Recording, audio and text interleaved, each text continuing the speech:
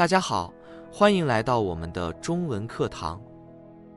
今天我们要讲小帅当演员的故事。准备好了吗？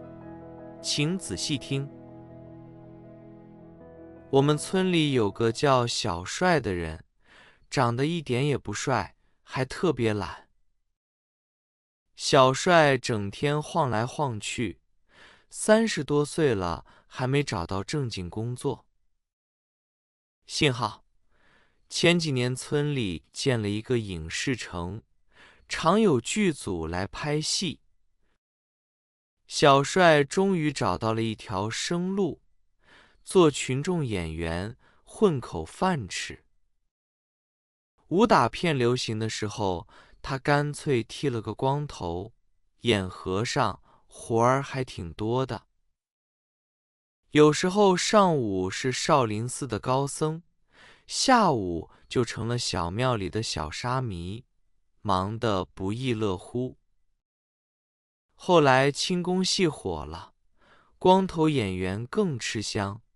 那段时间，小帅日子过得美滋滋的。可惜好景不长，武打片和轻功戏渐渐少了，光头群众演员也不吃香了，小帅越来越难找到工作。更惨的是，群众演员的竞争越来越大。他长相普通，演技一般，常常在影视城里转悠好几天都接不到活儿。没戏演，小帅也懒得理头发，任由它长得乱七八糟。结果有一天，他去剧组碰碰运气。导演一看到他这副邋遢样，眼前一亮。正好缺个演精神病人的，这造型太合适了。导演不仅让小帅演了个疯子，还给了他一个特写镜头，外加半句台词。片酬还是普通群众演员的2倍。这可把小帅高兴坏了，他好几天都笑得合不拢嘴，精神抖擞了半个多月。可是，这样的机会就只有一次。后来，一个剧组要找个演乞丐的。副导演一看小帅的长发，立马带他去见导演。谁知导演皱着眉头问：“怎么没胡子？”话音刚落，就见一个满脸大胡子的人跳出来。大胡子一把推开小帅，得意地说：“我有。”乞丐的工作自然就被大胡子抢走了。小帅气得直咬牙，暗暗发誓：“不就是一把胡子吗？老子也能留，留得比你还长，看谁抢谁的戏。”从那天起，小帅闭门不出，专心养胡子。半年过去，他的胡子终于长得又黑又密，威风凛凛，怎么看都比当初抢他角色的那位强。小帅觉得自己可以复出了。这一天，他精心打扮了一番。他把披肩长发和茂密的胡子梳得整整齐齐，抹上点油，闪闪发亮，精神抖擞地走进影视城。刚走了几步，就被一个人拦住了去路。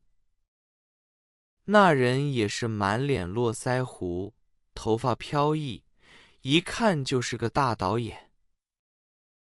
小帅心中狂喜，果然留胡子是对的。这才刚进城，导演就主动找上门了。小帅摸着胡子，正要开口问需要演员吗？结果对方抢先一步，恭恭敬敬地弯腰问：请问导演，您这里还缺演员吗？小帅愣在原地，当时就懵了。小帅惊讶地睁大眼睛，看着对面的人。你不是导演？那个人也愣住了。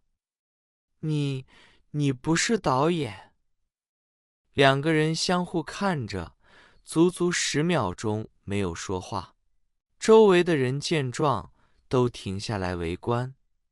这时，一位剧组的副导演刚好路过，他看到他们俩，眼睛一亮。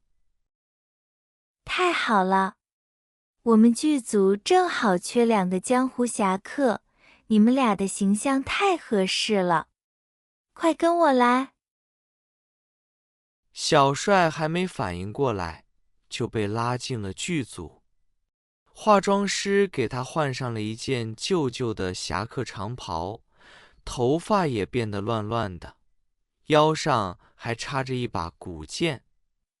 此刻的他看起来就像一个真正的江湖侠客。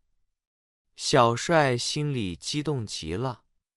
这次我终于不是普通路人了，我可以演大侠了。拍摄开始了。小帅本以为自己会有重要的戏份，结果导演挥了挥手说：小帅，等会儿你从大侠身后走过，假装喝酒，然后摔倒。小帅有点失望，原来自己还是个背景人物啊。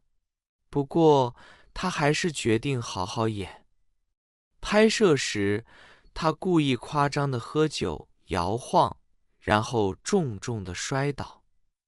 没想到他不小心滚到了主角的脚边，把自己摔得满脸灰尘。导演看到后，突然灵机一动：这个效果不错，再拍一次。就这样，小帅的摔倒戏拍了一次又一次，每次都被人踢开、踩过，或者直接无视。